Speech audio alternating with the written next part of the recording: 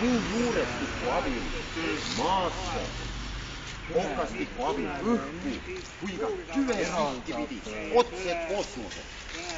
Tõsi kindlalt, kõnevabad tsoonid,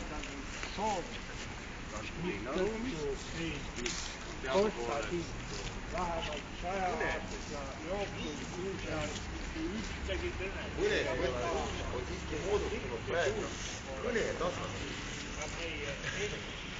Ei ole tekitamas kõnevabad tsoonid kaktusel ja kõnevabad tsoonid põrandaks. Saagu kõnevabad tsoonid põrandaks maa ja katuseks taevaks. Ja võime taevast piirtada veelgi lähemalt. Taevas hakkab sealt lõbetsele tuuse kõige kõrgema okka, kõige terasesse.